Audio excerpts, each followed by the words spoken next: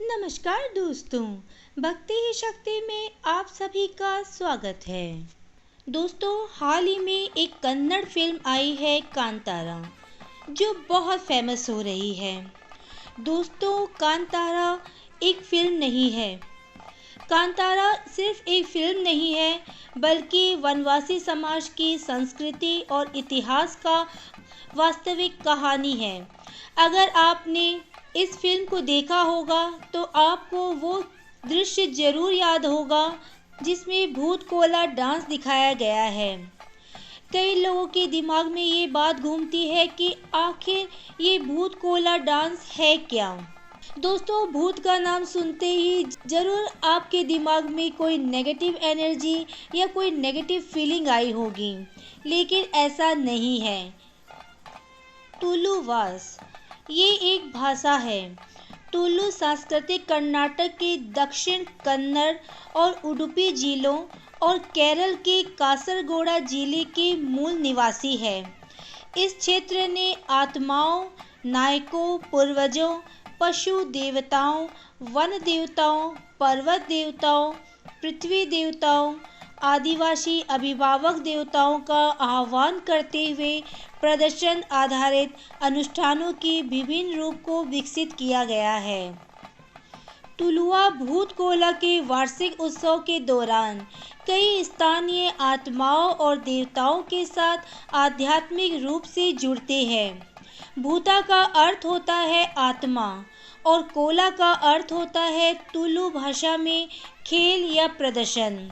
अनुष्ठान के दौरान देवज्ञ भूतों को बुलाते हैं और अस्थायी रूप से उनके पास होते हैं।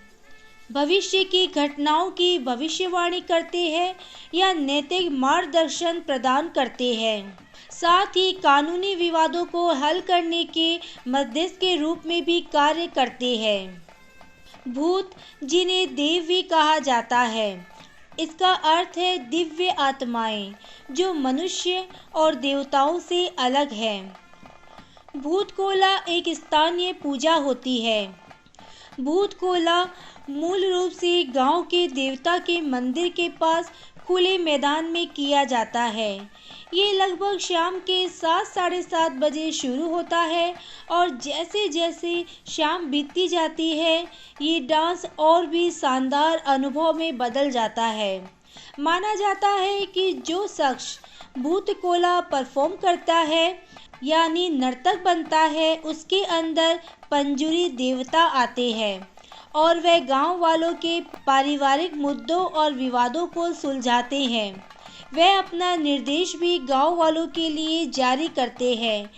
उनके द्वारा बोले गए शब्दों को सबसे सर्वोपरि माना जाता है और हर किसी को इनके उन आदेशों का पालन करना होता है।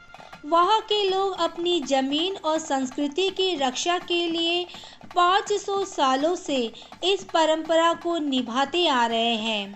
मैंगलुरु और कर्नाटक के ग्रामीणों और उनके पूर्वजों का मानना है कि कुछ देवता आज भी उनकी भूमि की रक्षा करते हैं और उनके दैनिक मामलों की देखभाल करते हैं।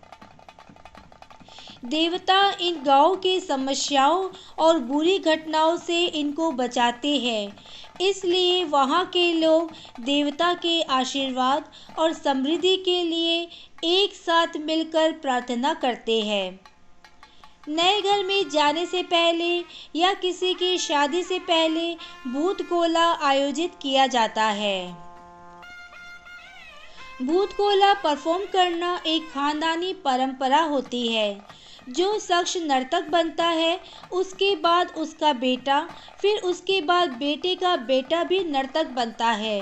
भूत कोला का अनुष्ठान दिसंबर से मई के महीनों के दौरान किया जाता है।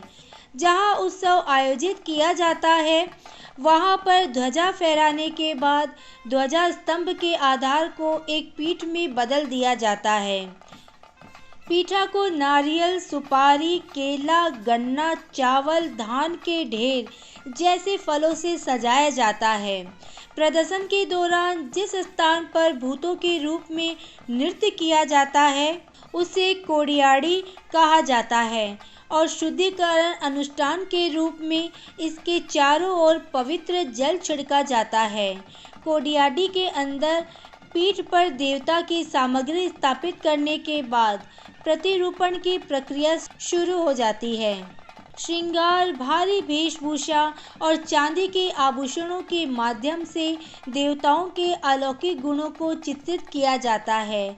नारियल और सुपारी के पेड़, केले के पौधे, बांस की टहनियों से विभिन्न शारीरिक सामान बनाए जाते हैं। चेहरे का श्रृंगार करने की इस रस्म को अर्धलदा पदुनी कहा जाता है। इसके साथ पदन के कुछ हिस्से होते हैं जिन्हें ओसियो संधि कहा जाता है। पाठ उनके परिवार के सदस्य करते हैं। वहाँ पर इकट्ठे लोगों की सहमति के लिए वे अपने शरीर पर तेल लगाते हैं। फिर ओसियो संधि गाना शुरू किया जाता है। गाने के साथ साथ टेम्बर नामक एक छोटे से ड्रम पर बजाता है। ज़्यादातर परिवार के युवा पुरुष इस कामों को पूरा करने और उसके शरीर पर पोशाक और मेकअप लगाने में मदद करते हैं। ऐसी सहायता से युवा लड़के इस कला के बारे में सीखते हैं ताकि एक दिन वह स्वयं आत्माओं का आह्वान करने में सक्षम हों।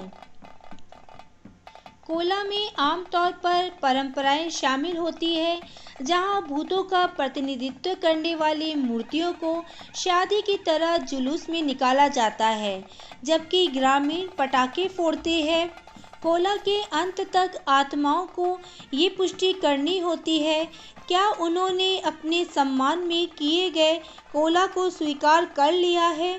वे गाय का ताज़ा दूध पीकर और केला खाकर अपनी संतुष्टि की पुष्टि करते हैं। एक बार पुजारियों और दिव्य पुरुषों को चावल और डोसा की पेशकश की जाती है तो समारोह समाप्त हो जाता है। आज की वीडियो में बस इतना ही। अगर आपने मुझे अब तक सब्सक्राइब नहीं किया है तो सब्सक्राइब जरूर करें। कमेंट और लाइक करना ना भूलें। इसी कामना के साथ कि आप हमेशा खुश रहें, स्वस्थ रहें। नमस्कार।